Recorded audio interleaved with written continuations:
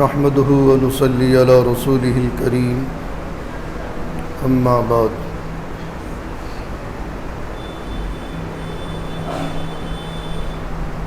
قال الله تبارك وتعالى في الكلام الحكيم أعوذ بالله من الشيطان الرجيم بسم الله الرحمن الرحيم ولا تنكحوا المشركات حتى يؤمنوا كما ورد في سورة البقرة وعن أبي هريرة رضي الله تعالى عنه قال قال رسول الله صلى الله عليه وسلم يوشك الفرات أن يحصر عن كنز من ذهب إلى آخر الحديث رواه البخاري والمسلم صدق الله العظيم اللهم ربنا أرنا الحق حقا وارزقنا اتباعه وأرنا الباطل باطلا وارزقنا اجتنابه رب اشرح لي صدري ويسر لي أمري واحلل عقدة من لساني يفقهوا قولي اللهم طهر قلبي من النفاق وعملي من الرياء ولساني من الكذب وعيني من الخيانة فإنك تعلم خائنة الأعين وما تخفي الصدور عزیزان گرامی،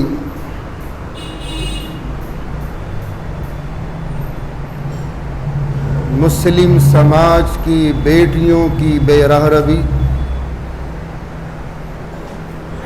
اور اس میں قصوروار کون؟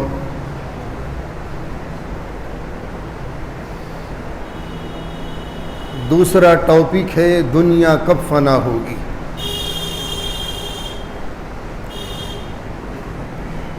مسلم سماج کی بیٹیاں غیر مسلم لڑکوں سے شادیاں کیوں کر رہی ہیں؟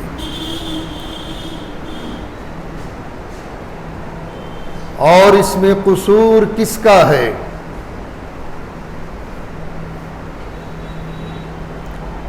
ایمان بہت قیمتی سرمایہ ہے، دنیا اور آخرت کی کامیابی ایمان پر منحصر ہے۔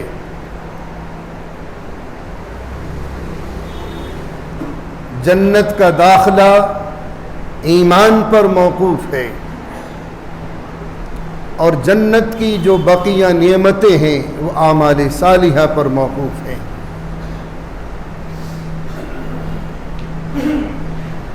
یہ بہرہ روی آج مسلم سماج میں ترقی بترقی کی طرف ہے کہ ہمارے مسلم سماج کی بیٹیاں غیر مسلموں سے شادی کیوں کر رہی ہیں۔ قرآن کریم کا فیصلہ ہے وَلَا تَنكِحُوا الْمُشْرِكَاتِ حَتَّى يُؤْمِنْ، مشرکہ سے نکاح جائز نہیں جب تک کہ وہ ایمان نہ لے آئے، اور مشرک سے نکاح جائز نہیں جب تک کہ وہ ایمان نہ لائے۔ اس بہرہ روی میں قصوروار میرے نزدیک دو چیزیں ہیں۔ ایک تو یہ آج کا ماڈرن موبائل، یہ بھی اس کا قصوروار ہے۔ اس سے تو کام چلاؤ، اس سے تو کام چلائیے، اور واہیات باتوں سے مکمل اجتناب کیجیے۔ پہلا قصور ہمارے مسلم سماج کی بیٹیوں کی بے راہ روی کا یہ ماڈرن موبائل ہے، اور دوسرا قصور والدین کا ہے۔ یا تو والدین کی تربیت میں کہیں نہ کہیں کمی ہے، کوئی نہ کوئی گوشہ ایسا باقی ہے کہ جس سے والدین کی تربیت میں کمی واقع ہو رہی ہے۔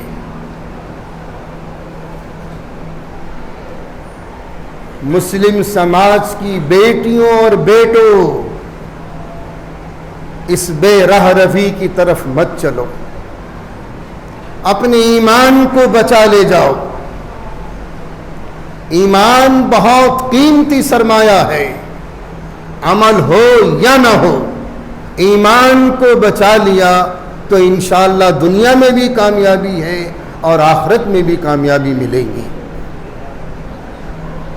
اور اگر ہم نے، ہماری معصوم بیٹیوں نے، ہمارے اس مسلمان سماج کے معصوم بیٹوں نے چند سکوں کی خاطر ایمان بیچ دیا، ایمان کا سودا کر لیا، تو خسرت دنیا والآخرہ، دنیا بھی گئی اور آخرت بھی گئی۔ اس لیے اپنی بیٹیوں کو سمجھاؤ، ایک بہت بڑا گروپ ہے جس کے پیچھے اس گروپ کا ہاتھ ہے، اور وہ گروپ ان تمام چیزوں کے لیے فاؤنڈر بنا ہوا ہے، سپورٹر بنا ہوا ہے۔ اس لیے جہاں تک اس ویڈیو کے ذریعے، میری اس کلپ کے ذریعے جہاں تک یہ بات پہنچ جائے، پہنچا دینا، اپنی مسلم سماج کی بیٹیوں کی حفاظت کر لو، اپنے مسلم سماج کے بیٹوں کی حفاظت کر لو۔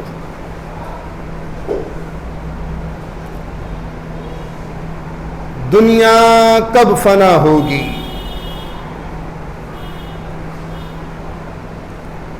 یہ سلسلہ میرا جاری تھا،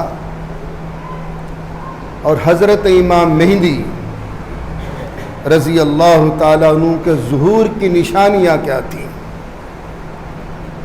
کون کون سی نشانیوں کے لیے محدثین نے جرا کی ہے، مفسرین نے جرا کی ہے۔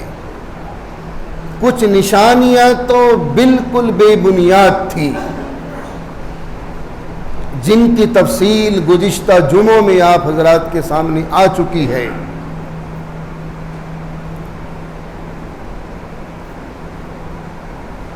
پہلی نشانی، حضرت امام مہدی علیہ السلام کے ظہور کی پہلی نشانی،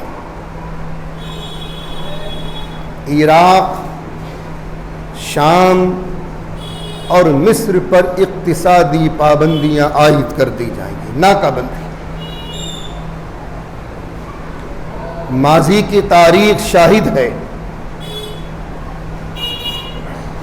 اور یہ عجمی یورپ دشمنان اسلام اقتصادی پابندی لگائیں گے، ناکہ بندی ہوگی،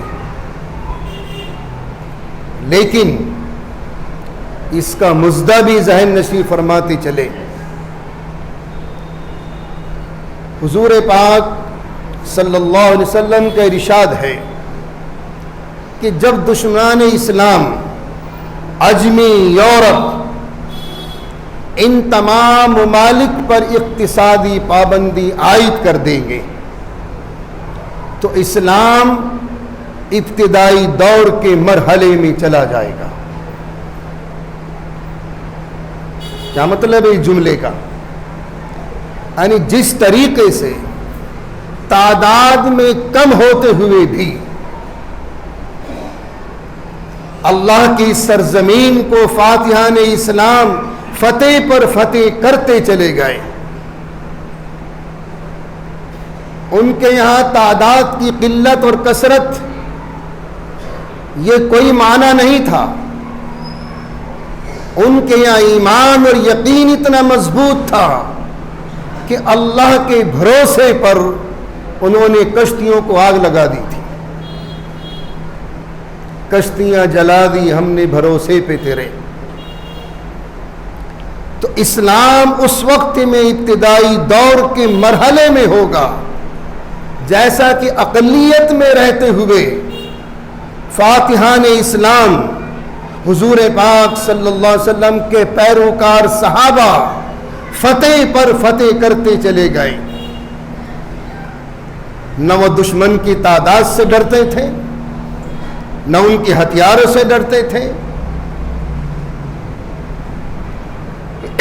اسی طریقے سے ایک وقت آخر میں آئے گا کہ جب یورپ اور اجمیوں کی طرف سے ان ممالک پر اقتصادی پابندیاں عائد ہو جائیں گی، ناکہ بندی ہو جائے گی، اس وقت میں حضرت امام مہدی علیہ السلام کا ظہور ہوگا اور فاتحان اسلام کی طرح اللہ رب العزت والجلال ان کو فتح عطا فرماتا چلا جائے گا. یہ پہلی نشانی ہوگی.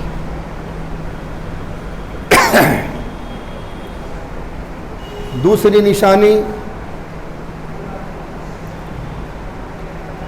دریائے فرات میں سونے کا پہاڑ نمودار ہوگا. وعن ابی ہریرہ رضی اللہ تعالی عنہ قال قال رسول اللہ صلی اللہ علیہ وسلم یوشک الفرات ان یحصر عن ذهب من فضة. سونے کا پہاڑ نمودار ہوگا. اس پہاڑ کو حاصل کرنے کے لیے دنیا کے ممالک ٹوٹ پڑیں گے،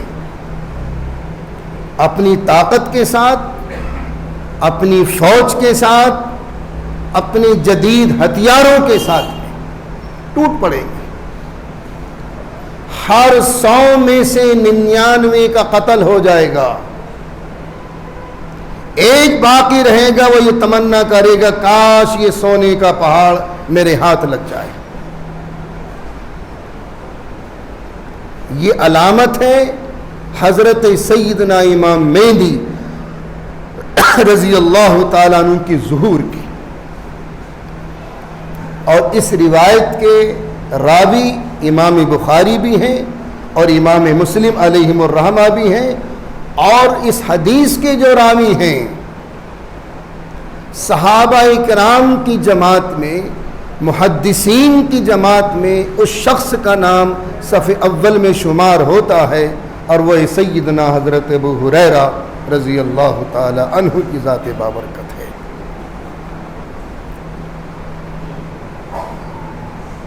حضور کے مدرسے میں پڑھے رہے.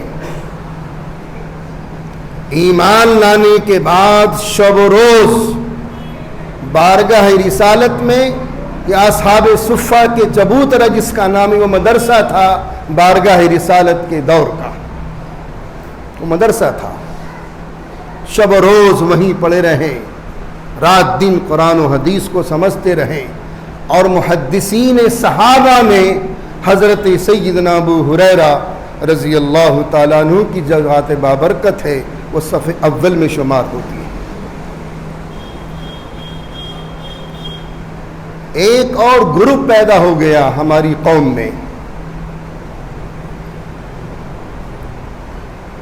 مدارس اسلامیہ دین کے محفوظ قلعے ہیں، اور داعی الی اللہ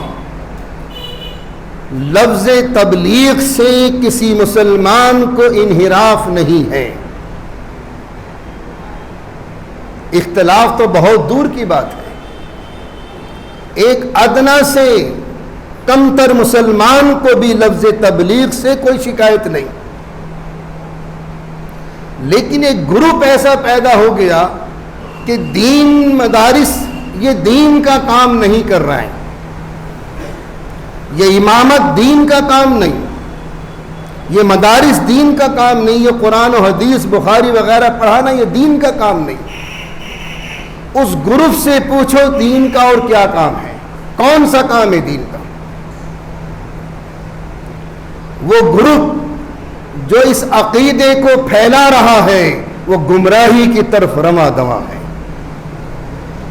اور داعی الی اللہ وہ اس آیت کا منکر ہے. ہر مسلمان داعی ہے، ہر مسلمان مبلغ ہے.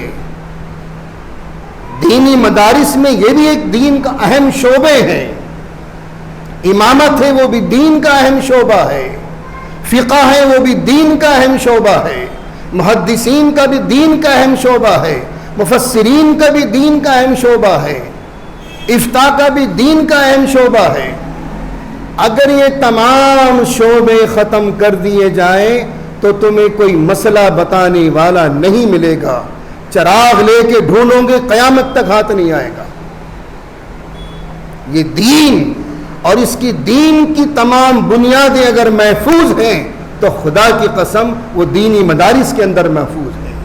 اس لیے وہ گروپ جو اس بات کو فالو کر رہا ہے کہ بس یہی دین کا کام ہے جو ہم لے کر چل رہے ہیں، وہ بہت غلطی پر ہے، بہت بڑی غلطی پر ہے، بہت بے راہ روی کی طرف گامزن ہے.